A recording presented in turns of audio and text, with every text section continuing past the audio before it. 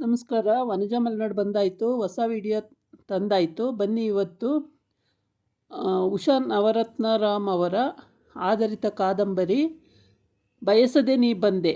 ಈ ಕಥೆಯನ್ನು ತುಂಬ ಚೆನ್ನಾಗಿ ಬಂದಿದೆ, ನೋಡಿ ಕೇಳಿ, ತುಂಬ ಇಂಟ್ರೆಸ್ಟಿಂಗ್ ಆಗಿದೆ. ಯಾರೆಲ್ಲ ನನ್ನ ವಿಡಿಯೋಕ್ಕೆ ಸಬ್ಸ್ಕ್ರೈಬ್ ಮಾಡಿಲ್ವೋ ದಯವಿಟ್ಟು ಸಬ್ಸ್ಕ್ರೈಬ್ ಮಾಡ್ಕೊಳ್ಳಿ, ಹಾಗೆ ಒಂದು ಲೈಕ್ ಕೊಡಿ. ಕತೆ ಸ್ಟಾರ್ಟ್ ಮಾಡೋಣ. ತುಂಬ ಚೆನ್ನಾಗಿದೆ ಕತೆ, ಕಾದಂಬರಿದು. ಮನೆಗೆ ಬಂದೊಡನೆಯೇ ತಾಯಿಯ ಬಳಿ ಮಾತನಾಡಲಿಲ್ಲ ವನಜಮ್ಮ. ಮಗಳು ಏನಾದರೂ ಹೇಳುವಳೇನೋ ಎಂದು ಕಾದು ಸಾಕಾಗಿ ಅವರೇ ಕೇಳಿದರು. ಹೋಗಿದ್ದೇನೆ ರೇವತಿ. ಜಯಂತಿ ಸಿಕ್ಕಿದ್ಲಾ? ಜಮ್ಮು ಸಿಕ್ಕಿದ್ಲಾ? ಅಮ್ಮ ಅದೆಲ್ಲ ಕೇಳಬೇಡ, ಜಮ್ಮು ವಿಷಯ ಮರ್ತುಬಿಡು. ರೇವತಿ ಮೊಟಕಾಗಿ ಉತ್ತರಿಸಿದಳು. ಏನೇ ಹಾಗಂತಿ? ಈ ಮನೆ ಸೊಸೆ ಆಗಲ್ವಾ? ಅಂದಾಗೆ ಮರೆಯೋದಾ? ಪ್ರತಿ ಕಾಗದದಲ್ಲೂ ಸರ್ವ ಅವಳ ವಿಷಯ ಕೇಳ್ತಾನೆ ಇರ್ತಾನೆ. ಅವಳು ನಿನ್ನ ಸೊಸೆನೂ ಆಗೋಲ್ಲ, ಸರ್ವನ ಹೆಂಡ್ತಿನೂ ಆಗಲ್ಲ. ಆಗಲೇ ಅವಳದು ಸುಕುಮಾರಂದು ಮದುವೆ ಆಯಿತು. ಇಲ್ಲಿ ಆರ್ಥಕ್ಷತೆ ಇಟ್ಕೊಂಡಿದ್ದಾರೆ. ಕಾಕುಬಾಯಿ ಹೇಳಿದ ವಿಷಯವೆಲ್ಲ ತಿಳಿಸಿದಾಗ ವನಜಮ್ಮ ಬೆಕ್ಕಸ ಬೆರಗಾದರು. ತಮ್ಮ ಮಗನಿಗೆ ಈ ವಿಷಯವೇ ತಿಳಿದಿಲ್ಲವಂತೆ ಕಾಣಿಸದು. ಇಂದಿನ ಕಾಗದ ತುಂಬ ಜಮುನಳಿಗಾಗಿ ಇದು ಕೊಂಡೆ ಅದು ಕೊಂಡೆ ಎಂದೆಲ್ಲ ಬರೆದಿದ್ದ. ಎಲ್ಲೋ ಮೋಸ ನಡೆದಿದೆ. ರೇವತಿ, ನಾನೇ ಹೋಗಿ ದೇವಿರಯ್ಯನವ್ರನ್ನ ಕೇಳಿಕೊಂಡು ಬರ್ತೀನಿ. ನನ್ನ ಮಗ ನಿಜವಾಗಲೂ ಏನಾದರೂ ತಪ್ಪು ಮಾಡಿರೋದೇ ಆದರೆ ಅವನಿಗೆ ಏಳು ನೀರು ಬಿಡ್ತೀನಿ. ಒಂದು ವೇಳೆ ಅವನಿಗೆ ಇವರೆಲ್ಲ ಸೇರಿ ಮೋಸ ಮಾಡಿದರೆ ಏನು ಮಾಡ್ತೀಯಾ? ಹೇಗಿದ್ದರೂ ಮದುವೆ ಆಗೋಯ್ತು, ಎಲ್ಲ ಆಗೋಯ್ತು. ಜಮ್ಮು ಸರ್ವನವಳು ಹೇಗಾಗ್ತಾಳೆ? ನಾನು ಹೇಳಿಲ್ವಾ? ಆ ವಿಷಯನೇ ಮರ್ತುಬಿಡು. ಅವ್ರನ್ನ ಬಂದ ಮೇಲೆ ಏನು ಮಾತಾಡ್ತಾನೋ ಮಾಡಲಿ. ನಾವೇಕೆ ಅವರ ಮನೆಗೆ ಹೋಗಿ ಅವರ ಕೈಲಿ ಅನ್ನಬಾರ್ದನ್ನೆಲ್ಲ ಅನ್ನಿಸ್ಕೊಂಡು ಬರಬೇಕು? ಜಯಂತಿ ತನ್ನ ಕಡೆ ತಿರುಗಿಯೂ ನೋಡಲಿಲ್ಲ ಅಂದಮೇಲೆ ಇನ್ನೇನು ಬೇಕು? ಅವ್ರ ಮನೆಗೆ ಹೋಗಿ ಕತ್ತು ಹಿಡಿದು ತಳ್ಳಿಸ್ಕೊಂಡು ಬರಬೇಕಾ? ರೇವತಿ ಕಣ್ಣುಗಳಲ್ಲಿ ನೀರುಕ್ಕಿತು.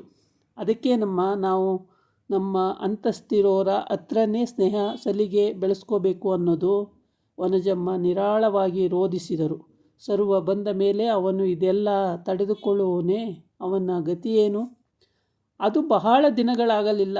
ಜಮುನ ಸುಕುಮಾರ ಮದುವೆ ಆರ್ಥಕ್ಷತೆಯಾಗಿ 15 ದಿನಗಳಾಗಿ ಅವರಿಬ್ಬರು ಜೋಡಿಯಾಗಿ ಮಧುಚಂದ್ರಕ್ಕೆ ಹೋಗಿ ಅದೇ ತಾನೇ ಹಿಂದಿರುಗಿದರು. ಸುಕುಮಾರ ಈಗ ಪೂರ್ಣ ಸುಖಿ. ಮನೆಯಲ್ಲಿ ಚೆಲುವೆ ಹೆಂಡತಿ, ಹೊರಗೆ ಪಾಂಚಾಲಿ ಮೋಹಕಾಂಗಿ. ಸರ್ವದಮನ ವಿದೇಶ ಸಂಚಾರ ಮುಗಿಸಿ ಮುಂಬೈನಲ್ಲಿ ಬಂದಿಳಿಯುತ್ತಲೇ ತಾಯಿಯನ್ನು ನೋಡಲು ಬರದೆ ಜೈಪುರ ಕೋಡಿದ. ಜಮುನಳನ್ನು ನೋಡಲು ತವಕಿಸುತ್ತಿದ್ದ. ಅವಳು ಅಲ್ಲಿಯೇ ಇರಬೇಕೆಂದುಕೊಂಡಿದ್ದ. ಅಲ್ಲಿ ತನ್ನ ಕಾರುಬಾರುಗಳನ್ನೇನಾಯಿತೆಂದು ತಿಳಿದುಕೊಳ್ಳಲು ನೇರವಾಗಿ ತಾಯಿಯ ಬಳಿ ಬಂದು ತನ್ನ ವಿವಾಹ ನಿಷ್ಕರ್ಷೆ ಮಾಡಿಕೊಂಡು ಬಿಡಬೇಕು. ಜೈಪುರದಲ್ಲಿ ಅವನಿಗಿದ್ದ ಆಫೀಸೇ ಇರಲಿಲ್ಲ. ಅದನ್ನು ಆಗಲೇ ಯಾರಿಗೋ ಬಾಡಿಗೆಗೆ ಕೊಟ್ಟಾಗಿತ್ತು. ಅವನ ಆಫೀಸ್ನವರು ಯಾರೂ ಸಿಗಲಿಲ್ಲ. ಪಾರಸ್ಮೇಲನ ಮನೆಗೆ ಹುಡುಕಿಕೊಂಡು ಹೊರಟ. ಅವರು ಏನೂ ತಿಳಿಯದಂತೆ ಜಾರಿಕೊಂಡ. ಸರ್ವದಮನದ ತಲೆ ಬಿಸಿಯಾಗತೊಡಗಿತ್ತು. ಕೂಡಲೇ ಬೆಂಗಳೂರಿಗೆ ಹೊರಟು ಬಿಟ್ಟ. ತಾಯಿಯ ಗಂಭೀರವಾದ ಮುಖ ನೋಡುತ್ತಲೇ ಅವನು ಬಾಯಿ ಕಟ್ಟಿತು. ತಾಯಿಗೆ ಎಷ್ಟು ವಯಸ್ಸಾದಂತೆ ಕಾಣಿಸುತ್ತಾಳೆ? ಏನಾಗಿರಬಹುದು? ರೇವತಿ 1-2 ದಿನಗಳಲ್ಲಿ ಹಿಂದಿರುಗುವಳಿದ್ದಳು. ಅವಳು ಅವನಿಗೆ ಮುಖ ಕೊಟ್ಟು ಮಾತಾಡಲಿಲ್ಲ. ಸರ್ವದಮನ ತಂದಿದ್ದ ಸೂಟ್ಕೇಸ್ ಕಿಟ್ಗಳನ್ನು ಹಾಗೇ ಬಾಗಿಲಲ್ಲೇ ಇದ್ದವು. ಅಮ್ಮ ಎಂದಷ್ಟೇ ಹೇಳಿದವನು ಮುಂಬಾಗಿಲು ದಾಟಿ ಹೊರಗೆ ಹೋಗಿ ನಿಂತುಬಿಟ್ಟ. ಎಷ್ಟು ಹೊತ್ತು ಹಾಗೆ ನಿಂತಿದ್ದೋನೋ ತಿಳಿಯದು. ಅವನು ಒಳಗೆ ಬಂದಾಗ ಮನೆಯ ತುಂಬ ಕತ್ತಲವರಿಸಿತು. ಯಾರೂ ದೀಪ ಹಾಕಿರಲಿಲ್ಲ. ಅವನೇ ಸ್ವಿಚ್ ಒತ್ತಿದ. ಮನೆಯ ತುಂಬ ಬೆಳಕಾಯಿತು. ವನಜಮ್ಮ ಹತ್ತು ಹಾಗೇ ಗೋಡೆಗೊರಗಿ ಕುಳಿತಿದ್ದರು. ರೇವತಿ ಮಕ್ಕಳೊಂದಿಗೆ ಶಿಲೆಯಂತೆ ಕುಳಿತಿದ್ದಳು. ಸರ್ವದಮನ ಎಲ್ಲತ್ತರ ನೋಡಿ, ಯಾಕೆ ನೀವು ಇಷ್ಟು ಬೇಜಾರು ಮಾಡ್ಕೊಂಡಿದ್ದೀರಿ? ಏನಾಗೀತೆ ಅಂತ ಇಷ್ಟು ತಲೆ ಕೆಡಿಸ್ಕೊಂಡಿದ್ದೀರಿ? ಏನಾಯಿತೀಗ? ಜೋರಾಗಿ ನಕ್ಕ. ನಗುವಿನಲ್ಲಿ ಸಂತೋಷವಿರಲಿಲ್ಲ. ಅವನ ಧ್ವನಿ ಗದ್ಗದಿತವಾಯಿತು. ಅಮ್ಮ, ರೇವತಿ ಇವನ್ನ ಯಾರಿಂದಲೂ ತಪ್ಪಿಸೋಕ್ಕಾಗ್ತಾ ಇರಲಿಲ್ಲ ಕಾಣುತ್ತೆ. ತನ್ನ ಕೈಗೊಂಬೆ ಮಾಡಿಕೊಂಡು ಆಡಿಸ್ಬಿಟ್ರು. ಹೋಗಲಿ ಬಿಡು, ನಾನು ಕೇಳಿಕೊಂಡು ಬಂದಿದ್ದಿಷ್ಟೇ. ಮಕ್ಕಳಿಗಾಗಿ ನಿಮಗಾಗಿ ಏನೇನೋ ತಂದಿದ್ದೀನಿ, ಸೂಟ್ಕೇಸ್ ತೆಗೆದುಕೊಳ್ಳಿ. ಅವರ ದುಡ್ಡಿನಲ್ಲಿ ನಾನು ಮಜಾ ಮಾಡಿಕೊಂಡು ಬಂದೆ. ಅದನ್ನೆಲ್ಲ ಕಾಸಿಗೆ ಕಾಸು ಚುಕ್ತಾ ಮಾಡ್ತೀನಿ, ನೋಡ್ತಾ ಇರು. ಇನ್ನು ನನ್ನ ಒಳ್ಳೆಯ ಸ್ನೇಹಿತರಿದ್ದಾರೆ. ಹೊರಗೆ ಹೊರಟು ಕತ್ತಲಲ್ಲಿ ಮರೆಯಾದ. ಮನೆಯಲ್ಲಿನ ನಗು, ಸಂತೋಷ ಎಲ್ಲವೂ ಮರೆಯಾಯಿತು. ಯಾಂತ್ರಿಕವಾಗಿ ಬದುಕು ನಡೆಯುತ್ತಿತ್ತು. ಸರ್ವದ ಮನೆಗೆ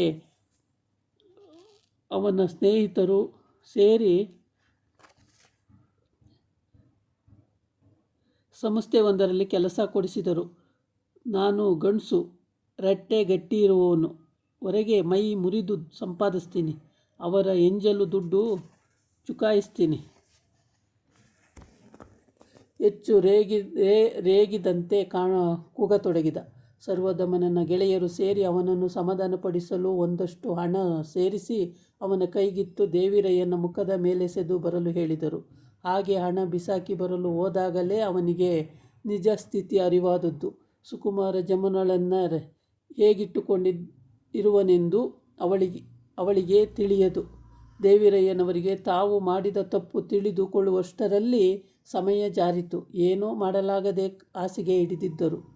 ಪಾಂಚಾಲಿಯನ್ನು ಮನೆಯಲ್ಲಿಯೇ ಕರೆತಂದಿಟ್ಟುಕೊಂಡಿದ್ದ ಸುಕುಮಾರನು ಜಮುನಳತ್ತ ತಿರುಗಿಯೂ ನೋಡುತ್ತಿರಲಿಲ್ಲ. ಹೆಸರಿಗೆ ಮಾತ್ರ ಹೆಂಡತಿಯಾಗಿದ್ದಳು. ಬೇಕೆನಿಸಿದಾಗ ಬಯಕೆ ತೀರಿಸಿಕೊಂಡು ಆನಂತರ ಅವಳತ್ತ ತಿರುಗಿಯೂ ನೋಡದಂತೆ ಓಡಾಡಿಕೊಂಡಿದ್ದ. ಮೊದಲೇ ಹೃದ್ರೋಗಿಯಾಗಿದ್ದ ದೇವಿರಯ್ಯನವರು ಅರ್ಧವಾಗಿ ಹೋಗಿದ್ದರು. ಸರ್ವದಮನ ಅವರ ಮುಂದೆ ದುಡ್ಡಿಟ್ಟು ಹೊರಟ. ನಿಮ್ಮಿಂದ ತುಂಬ ಉಪಕಾರವಾಯಿತು. ನಿಮ್ಮ ಎಂಜಲು ಹಣ ನನಗೆ ಬೇಕಿಲ್ಲ. ಯಾರಿಗೂ ಕಲಿಯದಷ್ಟು ಬೇಗ ಬದುಕಿನ ಎಲ್ಲ ಅನುಭವಗಳನ್ನು ನನಗೆ ದಯಪಾಲಿಸಿಬಿಟ್ರಿ. ನಿಮ್ಮ ಬದುಕು ನನಗೆ ಬೇಕಿಲ್ಲ. ದೇವಿರಯ್ಯ ಅವನ ಕೈಗಳೆರಡನ್ನು ಹಿಡಿದು ಮಗುವಿನಂತೆ ಹತ್ತು ಬಿಟ್ಟರು. ಸರ್ವ, ನಿನಗೆ ಮೋಸ ಮಾಡಿದ್ದಕ್ಕೆ ನಾನು ಅನುಭವಿಸ್ತಾ ಇದ್ದೀನಪ್ಪ. ನನ್ನನ್ನು ಕ್ಷಮಿಸಿಬಿಡು. ನನಗೆ ಈ ಹಣ ಬೇಡ. ಕೊಡಲೇಬೇಕು ಅಂತ ಅನಿಸಿದರೆ ಯಾವಾಗಾದರೂ ಧರ್ಮ ಕಾರ್ಯಕ್ಕೆ ಕೊಟ್ಟುಬಿಡು. ಸರ್ವದಮನ ಹಿಂದಿರುಗಿಯೂ ನೋಡದೆ ಬಂದು ಬಿಟ್ಟಿದ್ದ. ಆದರೆ ಮನಸ್ಸು ಅಗ್ನಿಪರ್ವತವಾಯಿತು. ತನಗೆ ದಕ್ಕಬೇಕಿದ್ದ ಜಮುನ ಈಗ ಸುಕುಮಾರನಿಗೂ ಇಲ್ಲದೆ ತನಗೂ ಇಲ್ಲದೆ ಕೊರಗಿ ಸೊರಗಿದ್ದಾಳೆ. ಇದಕ್ಕೆಲ್ಲ ಕಾರಣ ತಾನೇ. ಅವಳ ತಂದೆ ಒಡ್ಡಿದ ಆಮಿಷಕ್ಕೆ ತಾನು ಬಲಿಯಾಗಿ ಅವಳ ಬದುಕು, ಸಂತೋಷ, ಸುಖವನ್ನೇ ತಾನು ಬಲಿಕೊಟ್ಟೆ. ಯಾರ ಮುಂದೆ ಹೇಳಿಕೊಳ್ಳಲು ಆಗದೆ ತನ್ನಲ್ಲೇ ಅಡಗಿಸಿಕೊಳ್ಳಲಾರದೆ ತಳಮಳಿಸಿ ಹೋದ. ಕಾಲ ಹೇಗೆ ಸರಿದು ಹೋಯಿತೋ ಹಾಗೆ ಅವನು ಬದುಕು ಓಡಿತು. ಸಾಕಷ್ಟು ಹೆಸರು, ಸಂಸ್ಥೆಯಲ್ಲಿ ಗೌರವಕ್ಕೆ ಪಾತ್ರನಾಗಿದ್ದ. ನೆನಪು ಹಸಿಯಾಗಿ ಅವನು ಮನಸ್ಸಿನಲ್ಲಿಯೇ ಉಳಿದಿತ್ತು. ವನಜಮ್ಮ ಮಗನ ಬೇಕು ಬೇಡಗಳನ್ನು ನೋಡಿಕೊಳ್ಳಲು ಕೊರಗನ್ನು ದೂರ ಸರಿಸಿ ಧೈರ್ಯ ತಂದು ಕೊಟ್ಟರು. ಇತ್ತ ದೇವಿರಯ್ಯನವರು ತೀರಿಕೊಂಡ ಮೇಲೆ ಜಮುನ ಪಾಡು ನಾಯಿ ಪಾಡಾಗಿತ್ತು. ಆರೈಕೆ ಅಕ್ಕರೆ ಇಲ್ಲದೆ 2 ಮಕ್ಕಳನ್ನು ಹಡೆದು ವ್ಯರ್ಥವಾಗಿದ್ದ ಅವಳನ್ನು ಮನೆಯಿಂದ ಹೊರತಳ್ಳಿ ಪಾಂಚಾಲಿಯನ್ನು ತನ್ನ ರಾಣಿಯಾಗಿರಿಸಿಕೊಂಡು ಸುಕುಮಾರ ಮೆರೆಯುತ್ತಿದ್ದ. ಜಮುನಳಿಗೆ ಮಕ್ಕಳಿಗೊಂದು ಮನೆ, ತಿಂಗಳಿಗೊಂದಿಷ್ಟು ದುಡ್ಡು ಕೊಟ್ಟು ಕೈ ತೊಳೆದುಕೊಂಡಿದ್ದ. ಅವಳನ್ನು ತನ್ನ ಬಯಕೆಗಳನ್ನು ತೀರಿಸಿಕೊಳ್ಳುವ ಹೆಣ್ಣಾಗಿ ಕಂಡಿದ್ದನೇ ವಿನಃ ಹೆಂಡತಿಯನ್ನಾಗಿ ಸ್ವೀಕರಿಸಲಿಲ್ಲ. ಸರ್ವದಮನಿಗೆ ಒಲಿಯದವಳೆಂದು ತಿಳಿದಿದ್ದ ಅವನು ಅವಳನ್ನು ದೇವಿರಯ್ಯನ ಆಸ್ತಿಗಾಗಿ ಮದುವೆಯಾಗಿದ್ದ. ಮನಸ್ಸಿಗಾದ ಆಘಾತದಿಂದ ಚೇತರಿಸಿಕೊಳ್ಳಲು ಸರ್ವದಮನಿಗೆ 2 ವರ್ಷಗಳೇ ಬೇಕಾಯಿತು. ಅವನು ಬೇರೆ ಎಲ್ಲಾದರೂ ದೂರ ಹೋಗಿ ಬಿಡಬೇಕೆಂದು ವನಜಮ್ಮ ರೇವತಿಗೆ ಬರೆದು ತೋಟದಲ್ಲೇ ಏನಾದರೂ ಕೆಲಸ ನೋಡಲು ತಿಳಿಸಿದರು. ರೇವತಿಯ ಮಾನವರ ಸಹಾಯದಿಂದ ಸಂಸ್ಥೆ ಒಂದರಲ್ಲಿ ಅವನಿಗೆ ಕೆಲಸ ಸಿಕ್ಕಿತು. ಆದರೆ ಅಲ್ಲಿಗೆ ಹೋಗಿ ಡ್ಯೂಟಿಗೆ ಸೇರಲು ಅವನು ತಯಾರಿರಲಿಲ್ಲ. ಎಲ್ಲಿ ಹೋದರೂ ತನ್ನ ಪ್ರಾರಬ್ಧ ಕರ್ಮ ಬಿಡೋಲ್ಲಮ್ಮ. ಅಲ್ಲೇನಾದರೂ ಆದರೆ ಏನು ಮಾಡಲಿ? ಏನಾಗುತ್ತೋ ಸರ್ವ, ನಿಂಗೇನೂ ಆಗಲ್ಲ. ಆಗಬೇಕಾದ್ದೆಲ್ಲ ಆಗಿ ಹೋಯ್ತು ಕಣೋ. ಇನ್ನೆಲ್ಲ ನಿಂಗೆ ಒಳ್ಳೆಯದೇ ಆಗೋದೆಲ್ಲ ಒಳ್ಳೆಯದಕ್ಕೆ ಕಣೋ. ರೇವತಿ ಯಜಮಾನರಿಗೆ ತಿಂಗಳಿಗೆ 20 ದಿನ ಟೂರ್ ಇರುತ್ತೆ. ನೀನು ಅಲ್ಲಿ ಹೋಗಿ ಕೆಲಸಕ್ಕೆ ಸೇರಿದರೆ ಅವಳಿಗೂ ಜೊತೆಯಾಗಿರುತ್ತೆ. ಆ ಮಕ್ಕಳಿಗೂ ನಿನ್ನ ಕಂಡ್ರೆ ಪ್ರಾಣ. ಮಕ್ಕಳ ಜೊತೆ ಕಾಲ ಕಳೆಯೋದು ಮನಸ್ಸಿಗೆ ತುಂಬ ನೆಮ್ಮದಿಯನ್ನು ತರುತ್ತೆ ಗೊತ್ತಾ. ಎಲ್ಲ ಮರೆತೋಗುತ್ತೆ. ವನಜಮ್ಮ ಮಗನಿಗೆ ಒಪ್ಪಿಸಲು ಯತ್ನಿಸಿದರು. ಸರ್ವದಮನ ಎಲ್ಲೋ ನೋಡುತ್ತಾ ನಿಂತ. ಅಮ್ಮ, ಹಳೆ ನೆನಪುಗಳು ಮರೆಯೋಕ್ಕೆ ಕಾಲ ಬೇಕು. ನೆನಪು ಮಾಸುತ್ತಾ ಬರುತ್ತೆ. ಆದರೆ ಮನಸ್ಸಿಗೆ, ಹೃದಯಕ್ಕೆ ಆಗಿರೋ ಗಾಯ ವಾಸಿಯಾದರೂ ಅದರ ಕಲೆ ನಿತ್ತು ಹೋಗುತ್ತಮ್ಮ. ನನಗೆ ಮನುಷ್ಯರ ಮೇಲೆ ನಂಬಿಕೆನೇ ಹೊರಟು ಹೋಗಿದೆ. ನೀನು ಎತ್ತ ಅಮ್ಮ, ಅದೊಂದೇ ನನ್ನ ಮೇಲಿರೋ ಪ್ರೀತಿ ಅಷ್ಟೆ. ನಿನ್ನ ಮನಸ್ಸು ನೀನು ಎತ್ತ ಅಮ್ಮ ಅನ್ನೋದೇ ನನ್ನ ಮೇಲಿರೋ ಪ್ರೀತಿ. ನೋಯಿಸಬಾರ್ದು ಅಂತ ಬೇಕಾದರೆ ಕೆಲಸಕ್ಕೆ ಹೋಗಿ ಸೇರ್ತೀನಿ. ಆದರೆ ನೀನು ನನ್ನ ಜೊತೆ ಬರಬೇಕು. ವನಜಮ್ಮ ಉಕ್ಕಿ ಬಂದ ಕಂಬನಿ ತಡೆದುಕೊಂಡರು. ಅಷ್ಟಾದರೂ ನೊಂದಿರುವ ಮಗ ಒಪ್ಪಿಕೊಂಡನಲ್ಲ. ಆಗಲ್ಲಪ್ಪ, ಬರ್ತೀನಿ. ಈ ಮನೆಗೆ ಏನಾದರೂ ಏರ್ಪಾಡು ಮಾಡಬೇಕಲ್ಲ. ಮೊದಲು ನೀನು ಹೋಗಿ ಡ್ಯೂಟಿಗೆ ಜಾಯಿನ್ ಆಗು. ಇಲ್ಲಿ ಎಲ್ಲ ಸರಿ ಮಾಡಿ ನಾನು ಬರ್ತೀನಿ. ನಿನ್ನ ಬಿಟ್ಟರೆ ಈಗ ನನಗೆ ಯಾರೋ ದಿಕ್ಕು. ಅವನು ಹೊರಡುವವರೆಗೆ ವನಜಮ್ಮ ನಂಬಿಕೆ ಇರಲಿಲ್ಲ. ಕೊನೆಯ ಕ್ಷಣದಲ್ಲಿ ಮನಸ್ಸಲ್ಲಿ ಬದಲಾಯಿಸಿ ಬಿಡುವನೋ ಎಂಬ ಭಯ ಇತ್ತು. ಅದಕ್ಕೆ ಕಾರಣವೂ ಇತ್ತು. ಜಮುನಾ ಮಕ್ಕಳು ಬೇರೆ ಇರುವುದು.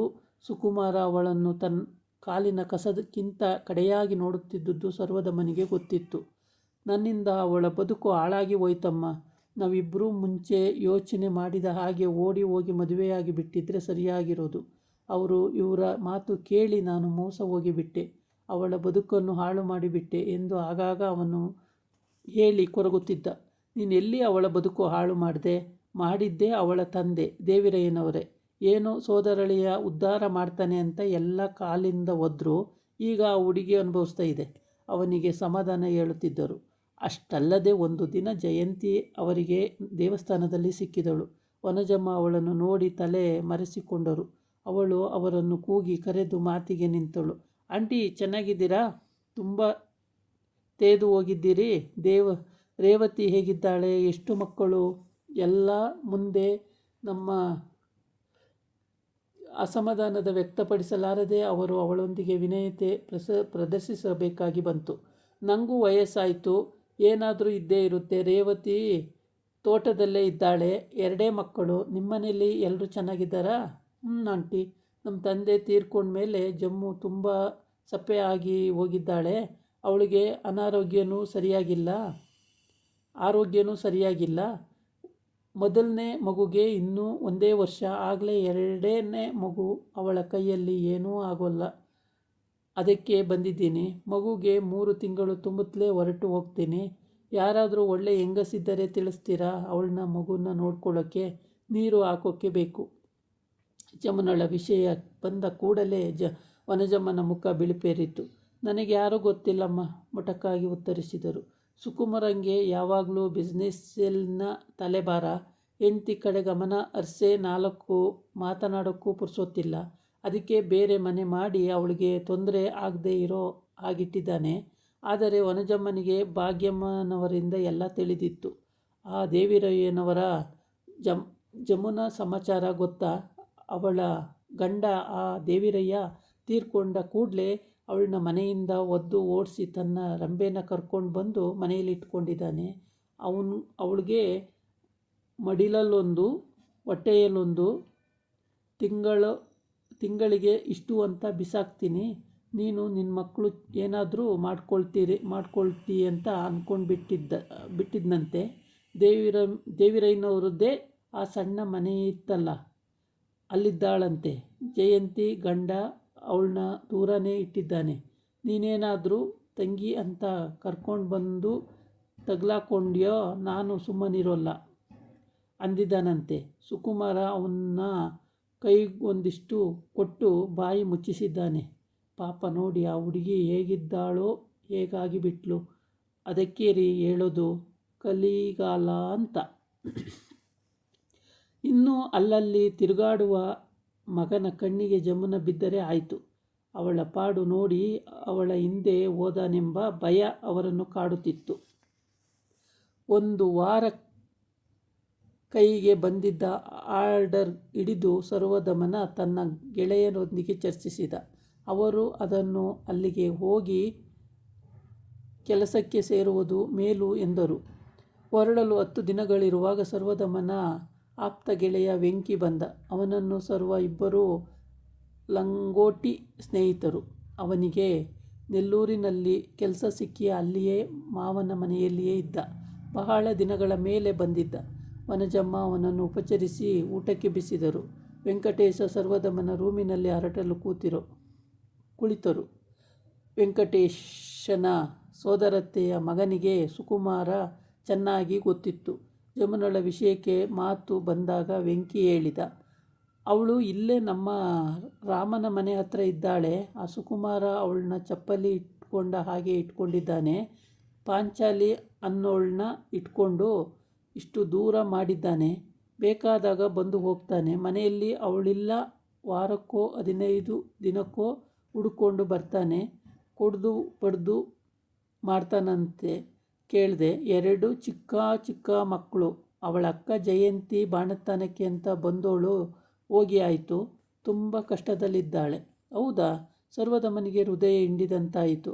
ಆ ಸುಕುಮಾರ ಸಿಕ್ಕರೆ ನನಗೆ ರೋಷ ಉಕ್ಕುವುದಿದ್ರೆ ಕತ್ತರಿಸಿ ಹಾಕಿಬಿಡೋಣ ಅನಿಸುತ್ತೆ. ಜೈಲಿಗೆ ಹೋದ್ರೂ ಪರವಾಗಿಲ್ಲ. ಸುಕುಮಾರನ ಕತ್ತರಿಸಿ ಹಾಕಿ ಏನು ಪ್ರಯೋಜನ? ಈಗ ಸಹಾಯ ಬೇಕಾಗಿರೋದು ಜಮುನಂಗೆ. ಅರೆ ಹುಚ್ಚಿ ಆಗೋಗಿದ್ದಾಳೆ ಅಂತ ರಾಮನ ಹೆಂಡತಿ ಹೇಳ್ತಿದ್ಲು. ನಾನೇನೋ ಸಹಾಯ ಮಾಡೋ ಹಾಗಿದ್ದೀನೋ?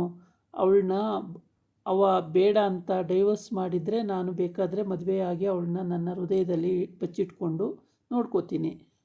ಅವನು ಅವಳನ್ನ ಬಿಡೋದೂ ಇಲ್ಲ, ಬದುಕೋಕ್ಕೂ ಬಿಡೋಲ್ಲ. ಯಾರಿಗೂ ಹೇಳ್ಬೇಡ. ನೀನು ತೋಟಕ್ಕೆ ಹೋಗೋಕ್ಕೆ ಮುಂಚೆ 1 ದಿನ ಅವಳನ್ನ ಭೇಟಿ ಮಾಡು. ನಿನ್ನ ನೋಡಿದಾದರೂ ನಿನ್ನ ಜೊತೆ 4 ಮಾತಾಡಿಯಾದರೂ ಮನಸ್ಸಿಗೆ ನೆಮ್ಮದಿ ತಂದ್ಕೋಬಹುದು. ನಿಂಗೂ ಮನಸ್ಸಿಗೆ ಸಮಾಧಾನ ಸಿಗ್ಬೋದು. ಸರ್ವದಮನ ಒಪ್ಪಿಸಿದ. ಅಮ್ಮಂಗೆ ಮಾತ್ರ ಇದು ತಿಳಿಯೋದು ಬೇಡ. ಸುಕುಮಾರಂಗೂ ತಿಳಿಯದ ಹಾಗೆ ಹೋಗಿ ಬರಬೇಕು. ಅವಳನ್ನ ನೋಡಬೇಕು, ಮಾತಾಡಿಸ್ಬೇಕು ಅಂತ ನನಗೂ ತುಂಬ ಆಸೆ ಇದೆ. ವೆಂಕಿ ಯೋಚಿಸಿದ. ಇವತ್ತು ಬುಧವಾರ, ಭಾನುವಾರ ಅವಳ ಗಂಡ ಬಂದರೂ ಬರ್ಬೋದು. ಒಂದು ಕೆಲಸ ಮಾಡೋಣ. ನಾನು ರಾಮಿ ಹೆಂಡ್ತಿಗೆ ಹೇಳ್ತೀನಿ. ಅವಳ ಮೊದಲ ಹೋಗಲಿ.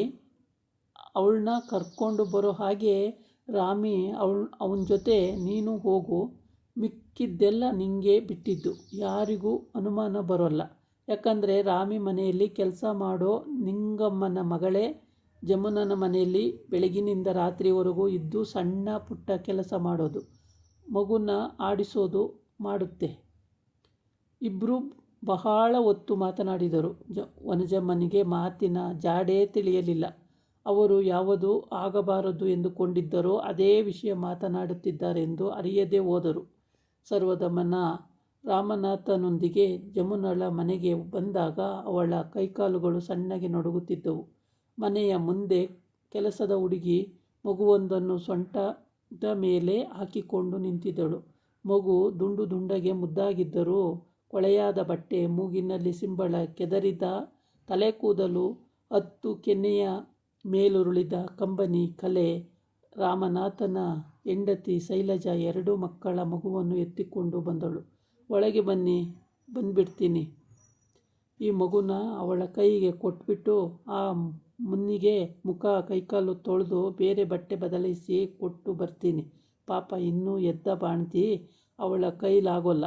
ಇವತ್ತು ಅಡಿಗೆಯರೂ ಬಂದಿಲ್ಲ. ನಾನೇ ಮೆಣಸಿನ ಸಾರು ಪಲ್ಯ ಮಾಡಿಟ್ಟಿದ್ದೀನಿ. ಅಳುತ್ತಲೇ ಸರ್ವದಮನ ರಾಮನಾಥನ ಹಿಂದೆ ಮನೆಯೊಳಕ್ಕೆ ಕಾಲಿಟ್ಟ. ಮನೆಯ ತುಂಬ ಮಕ್ಕಳ ಬಟ್ಟೆ, ಆಟದ ಸಾಮಾನು, ಲೋಟ, ತಟ್ಟೆಗಳು. ಚಿಕ್ಕದಾದ ಒಂದು ರೂಮಿನ ಮನೆಯದು. ಯಾರಿಗೂ ದೇವಿರಯ್ಯ ಬಾಡಿಗೆ ಕೊಟ್ಟಿದ್ದರು. ಆ ಮನೆಯ ಬಿಡಿಸಿ ಸುಕುಮಾರ ಜಮುನಳಿಗೆ ಕೊಟ್ಟಿದ್ದ. ಕೊಳಕಾದ ಪರದೆಗಳು,